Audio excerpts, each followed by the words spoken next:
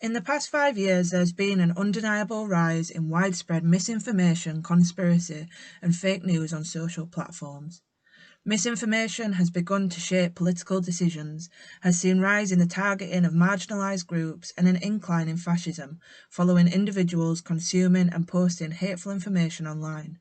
With more right or authority given on these platforms, where anyone can have a voice, including fake accounts, how can individuals sift through and decipher what information is factual, especially if those posting are harnessing literary techniques of multimodality and semiotics to make them appear a trustworthy source?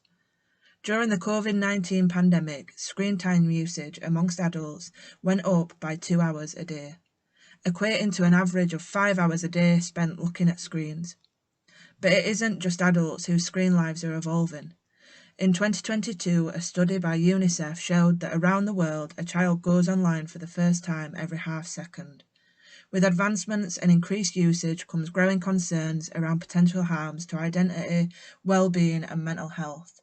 As a result of gratification-seeking, self-observation and addictiveness, studies have shown time and time again that these concerns are incontestably linked to popular social media apps like Instagram, TikTok and Twitter. This interconnection poses questions: what are people consuming online and how are we equipped to make sense of it all? Research by Rousel identified that when asked about their online activity, all participants believed that they did not have much of a screen life. The data, however, identified that each of them, in some capacity, did indeed have a relationship with the digital world. It could be suggested that in the post-digital age, screens have become such an everyday part of life that there's an oversight on their influence. Post-humanist thinkers may go so far as saying that the lines between the digital and the human are beginning to blur. But how does this all relate to education? With people mindlessly scrolling and algorithms depicting what we view, it seems that information is being unconsciously transmitted. Kress argues that competency leaves arrangements unchallenged, but how can they be challenged if individuals don't have the correct tools to do so?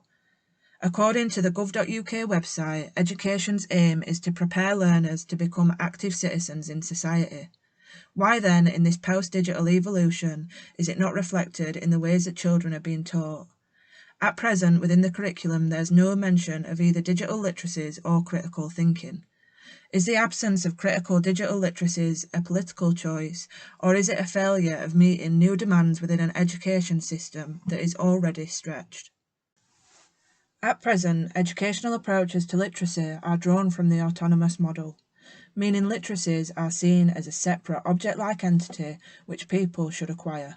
For example, a student learns to read, therefore they can understand a book.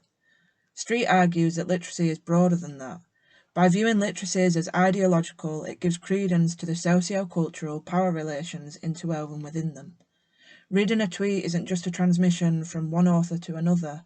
It's influenced by both the writer and the reader's backgrounds, their biases, and their power status.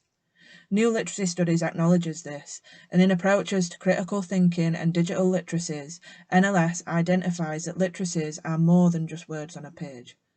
Through NLS, it can be observed that perhaps the internet isn't all doom and gloom. The multimodal techniques it harnesses and the freedom of information can be a great tool for learning. When approached with the right tools, the internet can be used to empower and enable. We have an endless wealth of information, engaging tools like games for learning, and a space where individuals can feel some interconnectedness with people similar to them. However, without the right tools, as previously identified, it can be oppressive, intrusive, and dangerous. For some, it can be a toxic environment. It can also be inaccessible financially for those from lower socioeconomic backgrounds, in turn resulting in alienation and feeling left out. In short then, without the changing up of approaches to how we access a digital world, we're at risk as a society of the negative implications it may carry.